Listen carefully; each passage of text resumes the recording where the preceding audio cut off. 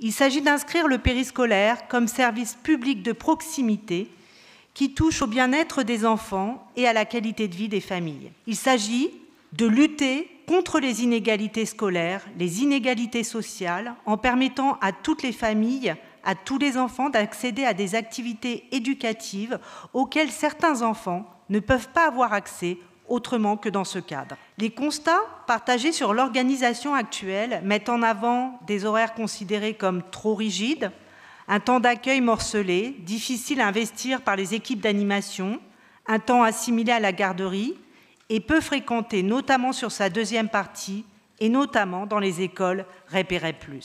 Ainsi, à la rentrée 2024, nous proposerons un temps d'accueil unique de 16h45 à 18h30.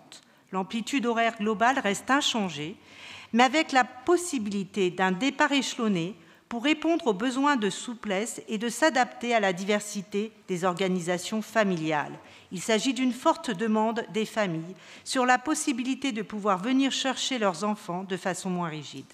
Une seule large séquence pour les activités permettant une meilleure écoute des besoins de l'enfant, avec ritualisation d'un vrai temps de décompression autour du goûter, suivi d'un temps d'animation qui proposera à l'enfant des activités de découverte, de pratiques culturelles, artistiques, sportives, de jeux, avec les copains, les copines, pour apprendre en s'amusant.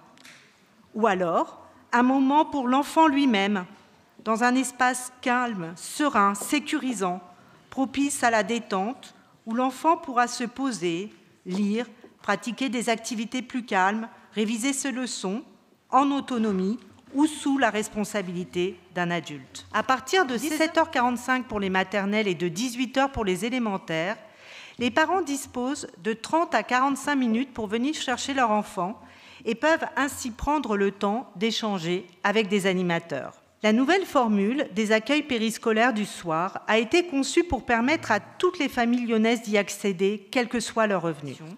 2 forfaits annuels seront proposés aux familles, un forfait max qui permettra de profiter au maximum des activités du temps du soir jusqu'à 3 ou 4 jours par semaine, et un forfait mini où les enfants participeront au temps du soir 1 ou 2 jours par semaine, fixé en amont, mais modifiable sur certaines conditions. Priorité a été donnée à la simplicité, à la souplesse et à la lisibilité. La famille sait ce qu'elle paiera sur l'année dès le mois de septembre. Le montant de la participation des familles sera très attractif.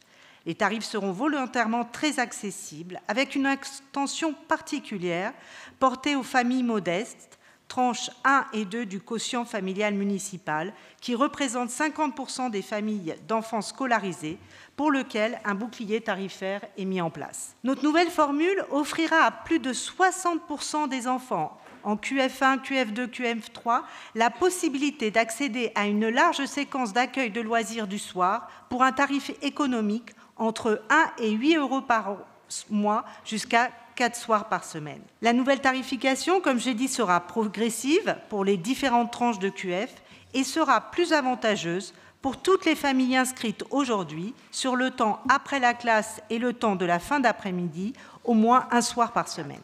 L'augmentation des moyens dédiés à l'accueil des enfants en situation de handicap, le développement de la formation sur le handicap, sur l'éducation dehors, sur le jeu libre. Nous allons enrichir nos contenus pédagogiques. Par le biais de la programmation périscolaire, nous augmentons les enveloppes consacrées aux projets d'initiative locale sur le temps périscolaire et nous l'ouvrons au périscolaire associatif. Ce nouveau périscolaire du soir s'articule autour d'une démarche de professionnalisation de la filière animation et d'une action forte en matière d'inclusion des enfants en situation de handicap dans les accueils périscolaires. Je crois que les parents aujourd'hui ont vraiment la conviction, et notamment sur les 3 premiers quarts d'heure, qu'il s'agit de garderie. Donc c'est-à-dire que les parents considèrent que l'enfant goûte et puis après il fait un peu ce qu'il veut, ou, voilà, sans forcément qu'il y ait d'animation. Nous ne portons pas du tout ce projet-là. Nous souhaitons vraiment porter un projet, une ambition éducative sur ce temps-là qui va permettre un accueil de loisirs de qualité, qui prennent en compte et qui proposent à l'enfant des activités éducatives de qualité. Je reviens sur la question du deuxième temps. Aujourd'hui, très schématiquement, on a 50% des familles qui fréquentent le premier temps, ce qu'on appelle après la classe, c'est 3/4 d'heure, et 25% qui fréquentent le deuxième temps. Pourquoi, effectivement, elles ne fréquentent pas ce deuxième temps? Il y a deux aspects principaux qui reviennent. Un, la rigidité, c'est-à-dire que les parents sont là soit à 17h30, soit à 18h30. Il n'y a aucune souplesse. Nous introduisons de la souplesse en proposant aux parents de venir à partir de 17h45 et de 18h pour les élémentaires. Deuxièmement, ce deuxième temps est cher, très cher, suivant les quotients familiaux. Il peut monter jusqu'à 4-6 € la soirée pour les QF5, QF6, QF7. 5-6 € la soirée, c'est quand même considérable. Donc, effectivement, même pour des quotients familiaux bas, on hésite fortement, à la fois pour des questions de rigidité des horaires, mais également pour des questions de coût, à mettre ces enfants. C'est quand même de freins considérables. Et notre projet va permettre de lutter contre ces deux freins. Mais nous devons accompagner, expliquer les bienfaits pour les parents, pour les enfants, de cette nouvelle proposition. Nous irons forcément vers plus de qualité, car nous mettons des moyens. Dans une année pleine, juste sur la fusion des temps du soir, ça sera plus 700 000 € sur ça, auquel se rajoute la question de l'inclusion, auquel se rajoute la question de la déprécarisation. Nous allons proposer des projets d'intérêt locaux comme nous proposons sur le temps scolaire, sur les temps périscolaires.